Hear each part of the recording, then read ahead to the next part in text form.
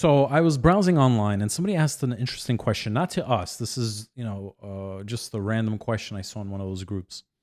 And I thought it was a really good question to ask. So I wanted to talk to you about it. Who would you feel comfortable building a team around? There's 4 young players. Chet from Oklahoma City Thunder, Wemby from the Spurs, Zion from the Pelicans, or LaMelo from the Hornets. What about Anthony Edwards? So that's a good question, and I think that would be too easy because to me, we spoke about this already before. Anthony Edwards is the next face of the NBA. He's just that good. I mean, we just got 2K24. Okay, we just got 2K24. The last time we had an NBA 2K was NBA 2K21. Yeah. Because we don't really play video games like that anymore. It's also the same type of game over and over again. Yeah, and we love when we verse each other. We love playing the greatest all-time teams. So it's like there's no point of even buying the new years. Especially when they had the Redeem team and the what's the other team called? The Dream Team. The Dream Team. So that one was like NBA 2K12. They don't even. That's a classic. That was a That's classic. probably the last best game they had. Yeah, and we had some battles. So NBA 2K24, real quick, not to sidetrack too much. I don't know about 2K22 and 2K23, but it's easier to shoot the ball in 2K21. They have the meter where you can let go of the ball, so you know where to let go of the ball, where the player would make the shot. They got rid of that in the new 2K24. I don't know about the last 2 years. They still have it. They just redesigned it. It's redesigned, but I'm not. I don't like it as much. Otherwise, the game is cool. And what was the point I was making? Oh, so Anthony Edwards, even on 2K24, he's rated 90 already. Okay, he's rightfully so. Yeah, rightfully so. So to put him in the mix, it's like Anthony Edwards. I'm picking Anthony Edwards. It's not even a challenging question. Chet and Wemby, they're rookies, and then Zion and LaMelo are good young talent that struggled. Well, Chet didn't play last season, but he was in the league already. Right, but it doesn't matter. He's still a rookie. He's a rookie, but he has more NBA experience than Wemby. Okay, but who would you build your team around? So that's actually a tough question, but I would probably have to pick. I'll pick Wemby. I think that's the clear choice. I'd go with Wemby too. So much upside. There was so much hype around him. I think the last time we had hype like that was for Zion. Well, how about this? How about we say injuries? Like, forget about injuries. Forget about how injury prone they are. Who would you, if they were all in a draft, who would you draft first to build your team around? Those 4 players? Yeah. Well, that's like asking the same question. No, but now you know that they're like LaMelo Ball is super injury prone, high risk. Zion, same thing. Who would you? Well, the real question is, who would you pick, Wemby or Chet? Both excellent players, but of course I go with Wemby. That's like saying, who would you rather get, LeBron James or Carmelo Anthony? We don't know. I think Chet could be better than Carmelo Anthony or whatever, but that's not the point. It's like in 2003, the 2 best players that were highlighted were LeBron James and Carmelo Anthony. It's like, yeah, Carmelo's fantastic, but you got to go with LeBron James. Yeah, what's the difference between Wemby and Chet? Wemby's taller, obviously. He's got better handles. Well, I think it's the hype that's around Wemby. The last time we had hype like that was for Zion, and before that was LeBron James. Right? So Wemby's that guy. Chet, we don't know. What concerns me about Chet, he already went down his first year, which is fine. You know, that happens. He's so skinny. But so's Wemby. I don't know. I think Chet's skinnier, no? I don't know, man. They're all skinny. Either way. Look at Porzingis. And exactly, look at Porzingis. Exactly. This is like a new era of like big men. They're all like these unicorns that we've never seen before. Yeah, and I feel comfortable going with Wemby as my top choice. So now let's look at the other two players, the ones that had a lot of hype but are injury prone. LaMelo Ball or Zion Williamson. Who do you pick? So injuries not included, meaning like Injuries included. Oh, injuries included. I would pick honestly. I'll pick Zion because he is like a mini Shaq, and he's just unguardable.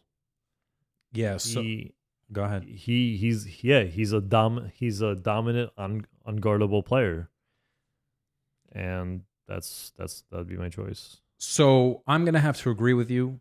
I'd go with Zion Williamson as well. LaMelo Ball was so exciting coming into the league. We always knew he was, well, I talked to a lot of guys who are old school basketball gurus. Like they watch college ball, they watch every single game. They know they have like the basketball Bible in their head. And they know what they're talking about. They told me things like, oh, even back when LaMelo was like a kid playing in Europe, when his dad sent him to Europe and made him drop out of high school, they were like, oh, LaMelo's the best player of all the three brothers. So coming in, we saw like great things. He really is the best out of all the three brothers. And as much as it's exciting to see LaMelo Ball, I'm kind of getting nervous about his career because he's like his older brother who's just getting injured all the time. He just went down again recently. Yeah. And we don't know how long is he out for?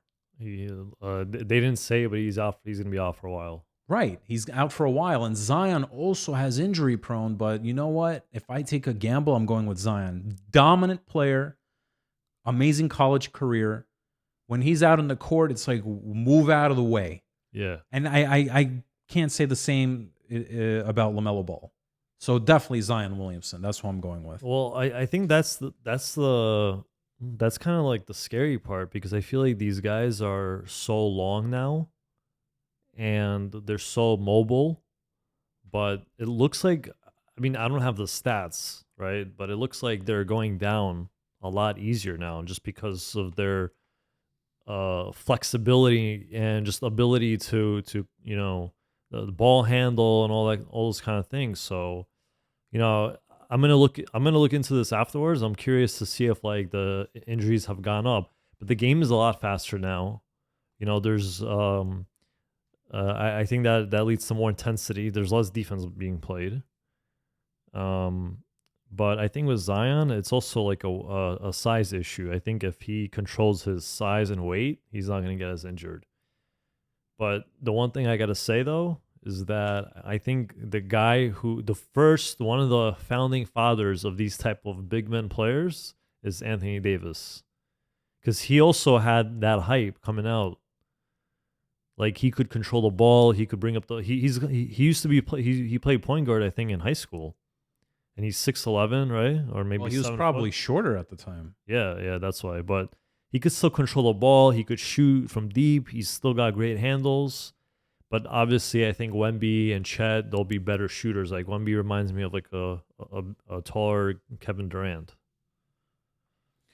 Well, speaking of young players, there's a guy who must be really incredible. Sleeper player, like everybody's kind of sleeping on him, kind of. Pablo Panchero, did I say his name right? I think so. Did I say his name right? No, not Pablo. Paulo. Yeah. Paulo, oops. Paulo Panchero. Orlando's number 2. Aren't they number 2 in the West? In the East? Yeah. They're number 2. I mean, the season's still early, but wow. Nobody saw that coming. They just went on a 9-game winning streak and lost to the Nets. I'm really excited for this season. There's a lot of surprises going on, but then there's not a lot of surprises going on, right? Like Oklahoma City is also number 2 right now in the West. Are they? Yeah, and that was kind of obvious. Was it? Yeah, absolutely. Because last season, fine, they were number 8, but They're just getting older and better. And SGA again. I don't want to get into the same conversation we already had a million times. But I hate the Knicks. Like, we're Knicks fans, but I hate the Knicks. They don't know how to draft. We could have had SGA. We could have had Tyrese Halliburton. But anyway. Could have had Steph Curry. Well, no. No, that's a whole different conversation. Listen, I'm glad we didn't end up getting Steph Curry because the dumb team that we are, we would have ended up trading him from Carmelo Anthony, part of that huge package, and then he'd blow up on the Nuggets and we'd feel stupid, So and even if listen, at that time, we could have gave it the 8th pick and Wilson Chandler for the 5th pick. But guess what? The Knicks wouldn't have drafted Steph Curry anyway. They would have went for Ricky Rubio. And he had promise. He had promise, but SGA was on the Clippers. He was coming off the bench, I think, because he was a rookie. Yeah, Eric Bledsoe, and then they traded him. Look, they're better than the Clippers now. Exactly. But who's the biggest surprise of the West? The biggest surprise of the West? The number one. Well, last year was the Kings. The number one team, yes, Minnesota Timberwolves again. Anthony Edwards, man. Anthony Edwards. Face of the team, face of the league.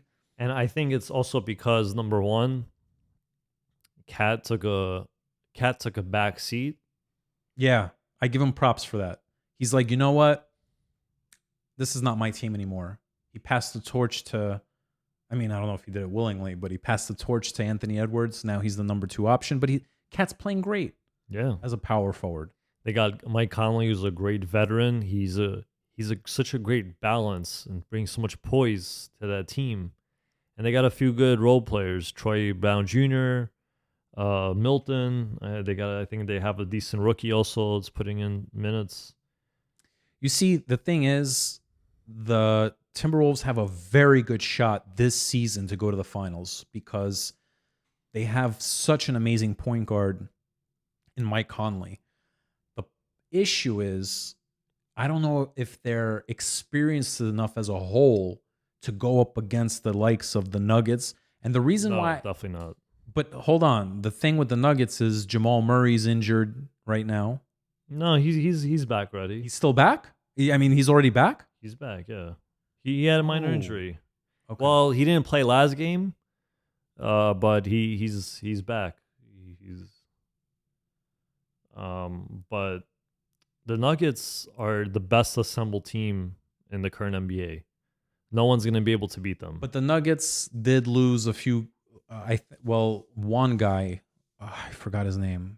It wasn't Will Barton. Bruce Brown. But they're what, like number 2 right now? Nuggets are number 3. Number 3. Yeah. But yeah, they went through a little bit of a losing streak when Murray went down. But it looks like in the last recent game they just beat the Suns, although they didn't have Devin Booker. But it looks like they got out of that slump and now they're back. But then forget about the Nuggets for a second. I don't think they have enough veteran experience to possibly take on maybe Phoenix. Not so. I think they have a perfectly assembled team because they have that defense. You're not gonna ever stop guys like KD or Booker, but you could slow them down and you could disrupt their tempo, and that's gonna help them miss shots. But what about the Sacramento Kings? Sacramento Kings are not there yet. They're not there, and I don't think a guy like they were there last year. Minnesota wasn't there last year. They were there last year. So you're saying about the Kings about in regards to what? Going all the way or beating the Nuggets? No. Possibly beating the Timberwolves in the playoffs. Oh, beating the Timberwolves in the playoffs. That's going to be an interesting matchup. I think that the Sacramento will beat them because they have more experience. And when you watch them play, damn, like... why do I keep forgetting that? Oh, De'Aaron Fox. He is probably top 3 point guard in the league right now. He is unstoppable. You know, it's interesting because the last podcast I said that Sacramento traded the wrong point guard. A lot of people say that. They should have kept Halliburton and De'Aaron Fox. So I want to ask you, do you think they did the right thing by trading Tyrese Halliburton and keeping De'Aaron Fox? Because they had to trade one of them. Yeah. I think they did because of the results. Obviously, it worked out for them. Now, Sabonis, I feel like he's been in a little bit of a slump scoring wise, and he's an undersized center. But, I don't know how they're going to match up against, Rudy Gobert and Towns, two big men. But De'Aaron Fox is, like I said, top 3-point guard, and that's why they're also not going to be able to beat the Nuggets because of that, because no one's going to stop the Joker. He's an offensive juggernaut, and defensively, he's like a building. A guy like Sabonis is, maybe he could beat him off the dribble, like he could be faster than him, but then you got good protection of the paint. So who's the team besides the Nuggets? Because they're the obvious choice to go to the finals. Who's the team right after that has the chance to go to the finals in the West? In the West, pending how Bradley Beal will look when he comes back to the Suns, and I think that he'll be integrated well. I'm going to say the Suns. Okay. I'm going to say the Suns, and then number 3 will probably be Sacramento. And then Minnesota at number 4. Minnesota or the Clips, unless we're forgetting something. No, forget about the Clippers. And this is what I was going to mention. Before I mention that, I'm such a fan of the Timberwolves, only because of Anthony Edwards. I'm a big fan of them right now. But yeah, I agree. I don't, as much as I want to see them be the next team up, it's probably going to either be Phoenix and maybe the Kings right after that. But notice the teams we're not talking about. The Lakers, and in the beginning of the season, I'm like, oh, the Lakers have a real shot. I think they're done. No. They revamped their roster last year. They seem to be doing well. They got swept. Who they get swept by? The Nuggets. They got swept by the Nuggets. They're not doing well this season. Maybe they'll revamp their roster again. If they could get a guy like, what's his name? DeMar DeRozan. Yeah. And it's interesting because DeMar DeRozan recently said that he wants to either play for New York or Miami, even though he's from California. But if they could land him somehow, that would be a huge upgrade for the Lakers. If they can get Caruso, that would be a huge upgrade. Off the bench. And they have to make some kind of change. The Clippers, though, forget about the Clippers. I think they have no more room to make moves. Let them do their thing. Let them go. They'll probably make the playoffs, but I'm going to say they're this done. About the Clippers. It's a hard team to watch because, and this is no fault of Coach Lou. I actually give him props. He's got a tough task. And I'm going to also give the props to the Clipper players because I think most of them, maybe besides for James Harden, don't have an ego. And I feel like they're okay with trying to share the ball and not be the star. But all they do is just play one-on-one basketball. And then when, something goes wrong for them, something really goes wrong. They just collapse. And there's always somebody that's not playing well, that's having an off night. Like Paul George had an off night a couple nights ago. And then he had buzzer beater against the Golden State Warriors. That's why they beat him. That's another team. That's another team. Done. Warriors are done. The Clippers have too many players that play the same position. Like Paul George, still a great player from being absent from the game for a while, inconsistent. Kawhi Leonard, obviously. Harden is a shell of his past. And Westbrook, he's playing so good. I feel bad for him. He's playing so well. And then he decided, I'm going to take a step back. I'm going to come off the bench. And now he's not playing as well. He's averaging maybe under 12 or less a game. Attention Clipper fans. Don't you dare blame this on Russell Westbrook. I'm tired of Russell I think Westbrook Harden's the being the problem. scapegoat of every team's problems. But They were don't. playing, like you said, they were playing well before Harden got there. James Harden got there. I don't want to blame Russell Westbrook. He came off the bench willingly. He's doing whatever he can to help that team win. But don't you? But let me ask you this: do you think that if they have time to play longer, to mesh well together, they could actually do it? Because look at Minnesota, right? They got Rudy Gobert in that trade. Everyone criticized them. Now they're number one. Listen, I have no doubt they'll do better. They'll mesh well. They'll do better. Fine. You think they're going to beat the Denver Nuggets? I don't think they're. There's no way they're going to beat the Denver Nuggets. You think they're going to beat a young uh, Kings or Timberwolves team?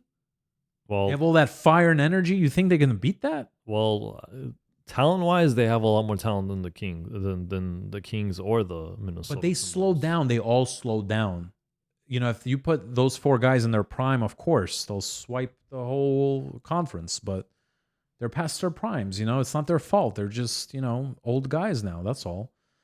It's not even about that. I think they just don't have they don't have an identity. Like they're just playing like one-on-one basketball. There's too many guys that play the same position that are the same they need time to mesh, but I don't think that that's the answer. Just like Kyrie and Luca. Oh, we forgot about those guys. They're no longer in the top. What number are they now? I think they're number 5 or 6 or something like that. Yeah, They started off well. they did, but I don't see them going far. I don't see them going far. They need to make a move. And they will make a move. They will make a move for sure. Speaking about making Yeah, I'm moves, going to let you. I know there's a few things you wanted to talk about, so I'm going to let you bring all these things up. well, no, this is a good segue to about talking about those moves and trades.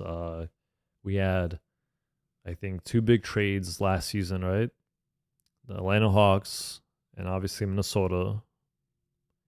Minnesota gave up a significant amount for DeJounte Murray. Minnesota gave up same for Rudy Gobert.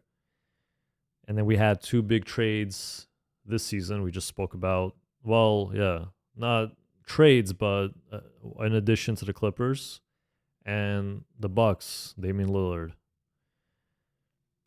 What do you think about everything, those last three at least, not including Clippers because we just spoke about that? So you're talking about Minnesota, The Hawks, and the Bucks. Bucks.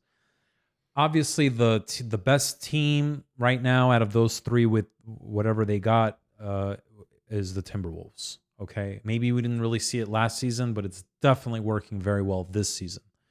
And again, I think it's a blessing because Cat, even though he was a center his whole career, he's thriving as a power forward. Rudy Gobert is that perfect replacement. And Anthony Edwards is a bright rising star. Now, if we're going to look at the Hawks and the Bucks, I would want to say the Bucks. I mean, how can you say that putting Dame Lillard with Giannis is not like a dream come true? That puts Milwaukee right on the map. They haven't been playing well. To compete, but they haven't been playing well. And that's what I'm saying. They might just need more time. I think they will get it right, and I think they should make a move maybe. And it's got to, when people think of making moves, they think of blockbuster trades. It could be just like one role player, or they could pick somebody up in free agency, whatever it is. They need to make a little tweak. I think they'll get it. Perhaps they shouldn't have fired their coach last season. Yeah, I don't know why they got rid of Budenholzer. Yeah, but we'll see what happens. But I have more faith in the Milwaukee Bucks than I do the Hawks. And you know what's ironic? I want to see DeJounte Murray go back to the Spurs to play with Wemby. And I think the Hawks are gonna pick, if they're gonna pick somebody, they're gonna either they have to go with either DeJounte Murray or Trey Young, right? Uh, Well, what? they traded DeJounte Murray for a reason. What was the reason? I don't know. Well, I guess they see that he's not as good. Well, I think he's good. I thought they traded him because he was a thriving point guard, but he wasn't the piece to build around necessarily, and he was already reaching a certain age that they needed to let him spread his wings, and perhaps San Antonio just wasn't the place. Listen, we've had players go back to their older teams all the time. D'Angelo Russell's one of those players. He went back to the Lakers, right? We had Derek Fisher go back, even though he left on his own, but he went back to the Lakers to play with Kobe and win titles. So I think DeJounte Murray would do well with Wemby. But either way, I think they would pick Trae Young because Trae Young did better. The Hawks were in a better position before DeJounte Murray got there. And I'm not blaming DeJounte Murray. Perhaps he's just not the right fit or the right fit with Trae Young. But they got to make a move and they got to trade DeJounte Murray and they got to, because it's a waste of talent. Trae Young is good. They just have to surround them with the right pieces. And now they should all look at the Chicago Bulls because the Chicago Bulls are about to have a fire sale. Once Zach LaVine gets traded, you know that what's his name? DeMar DeRozan's next. Vujicic, right? The center, he's gonna go. They're all gonna go. Caruso's gonna go. Nobody's gonna want Lonzo Ball, but sure, if there's a market for him, people will take it. But yeah, how about you? What do you think? This might be people might not like this take, but I think Trae Young's overrated, and I think they should trade him. Okay, so you're gonna pick Trae Young over DeJounte Murray. I mean, you're gonna pick DeJounte Murray over Trae Young. I mean, I'm not necessarily picking one or the other, but I think that the way Trae Young plays, he just takes a lot of shots. He's like a poor man Steph Curry. His 3-point, I just checked, his 3-point percentage is 35%. Terrible. It's not great for the amount of shots he takes, Right. especially from three. And it was lower. Like a couple days ago, I think it was like a 33. So maybe he got off to a bad start of the season. They're like, I believe they're under 500 if I'm not mistaken. And yeah, they're 9-10 right now. They're under 500. They play poor defense now. They have a bright piece in Jalen Johnson. They have that backup center who splits time between Clint Capella. But yeah, I think that experiment has not worked out, and I don't think it will. They have a great coach, but DeJounte Murray and Trae Young, they have to pick one or the other. I would go with DeJounte Murray. He's also not a good three-point shooter. Sometimes he fails to hit, even 20 points a game on a consistent basis. But I think you have those two guys that just don't mesh well. And listen, that's fine, but I think they're going to end up going with Trae Young for two reasons. Yes, perhaps he's a little overrated, right? But the thing is, they did better without DeJounte Murray, and this is a 3-point shooting league.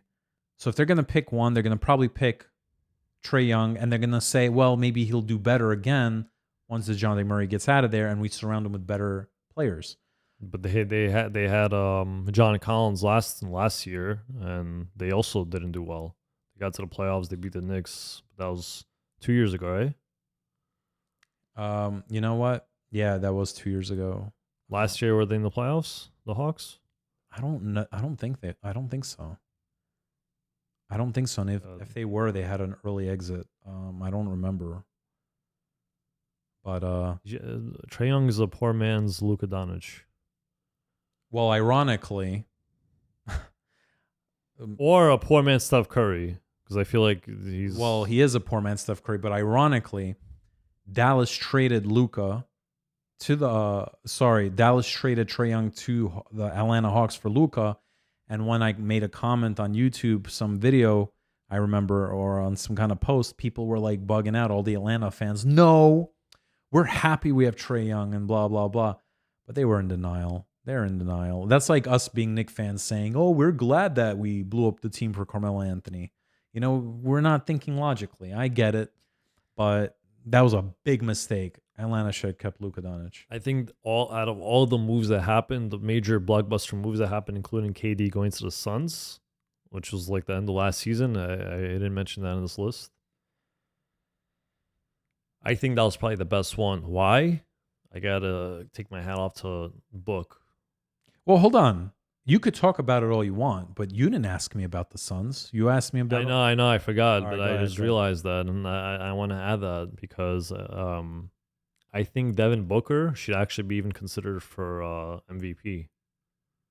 Because Really? yeah, because KD already missed some time, and he's not only just scoring well, but he's becoming that point guard that he showed flashes of that in the playoffs last year, but he wasn't consistent. Now he's just starting point guard, and I think he evolved his game. And if at the rate they're going, once what's his name comes back, they're a dangerous team, like I said. So I think that he's the reason why they're doing so well, and they got even better right away as soon as KD joined. Whereas look at these other teams; they need so much time to adjust, like the Mavericks. Well, KD is arguably the best player in the league right now. Well, Well, he's top 5 for he's sure. still really good, and he's like what 30 something already. Yeah. The thing is this. Devin Booker, by the way, well, what I was trying to say is by KD being the top 5 player, you put him on any team, they're going to do well. They're going to do well. They don't need time to adjust. Even the Nets, they were such a shit show at one point. They were still doing pretty good with Kevin Durant. But anyway, having said that, the thing is, speaking of Devin Booker, the Knicks could have had him too. But I'm not going to take away from the Knicks on that one, though, because they drafted Porzingis that year. And it's like, you're going to have to pick Porzingis. That was the right choice at number 4. But all the other picks that we could have had, I mention it all the time. But Donovan Mitchell, SGA, Tyrese Halliburton. There's probably a lot more we could have had. And you know what? What really bothers me about that is the Knicks are probably the most valued team in the league. This is New York City. And you can't hire the right people to scout properly for you? Come on. Yeah, I mean, KP could have been a 1B type player. Look at again, he's injured, and now they just announced he's not gonna play in tomorrow's game. So, and Booker didn't really get any credit for like 5-6 years of him being on the Suns. That team was really bad for a long time. They had a lot of dysfunction. He's like kind of like Damian Lillard, just overlooked. Yeah, Damian Lillard is just like in terms of scoring, Damian Lillard is just an unstoppable scorer. Yeah, I guess you could say he's kind of like that. But speaking of Damian Lillard, wow, the Bucks are just like they're such a different team now that Drew Holiday's not there, and I think it's the coaching as well. It's got to be the coaching. But it's also Middleton is just not who he was. He just slowed down so bad, and he got injured twice. Same thing with Klay Thompson. The Golden State Warriors are just like, but the Milwaukee whirlwind. The Milwaukee Bucks are in a better position than the Golden State Warriors, and they have to make like a few tweaks. I think they'll be okay, but obviously the Celtics are the favorite to go to the finals. And right after them, I'll say it's Milwaukee. If it takes 2 guys a long time to like the Bucks to figure it out, right? What do you think adding another player like James Harden into there's 4 stars you could argue on that team. On the Clippers. Yeah, or 3. Now there's a 4th. There used to be a star, but still acts like a star. Russell? No, Harden. Okay. So if it takes the Bucks, like if they're like still they're winning, but they're not like dominant yet, how long it'll take the Clippers if they even accomplish that? Much longer. Listen, sometimes it's not just about star power, it's the way you assemble a team. Like when LeBron's Miami Heat that first year went up against Dirk's Mavs, everybody thought LeBron's going to win because he had Chris Bosh and Dwayne Wade, right? Dwayne Wade is the second best player in the league at that point.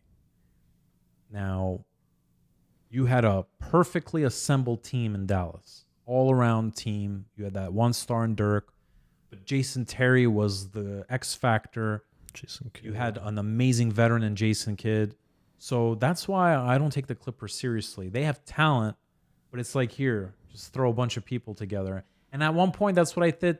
That's what I thought Phoenix did last year by putting, in the offseason, by putting Bradley Beal. Yeah, exactly. You know, I'm like, okay. They're doing so well now. Bradley Beal, it's not like he's gonna be bad, but it's like with his type of salary, you could get a couple role players that could fill that void and do other things. But you know what's good about having Bradley Beal when you're in the crunch time, or and it's like a few seconds left on the clock. You have Booker and KD and Bradley Beal. I'm going with KD. But if KD's double teamed, you still have Booker and Bradley Beal. That's kind of scary. Booker's a pretty. That's clutch scary player. for other teams, Yeah, but the last thing I wanted to say, I mean, I don't know unless there's more stuff. No, I think that's pretty much it. We could wrap up soon. What was I gonna say? I don't know. Didn't you write that in your little notepad over there? The Clippers.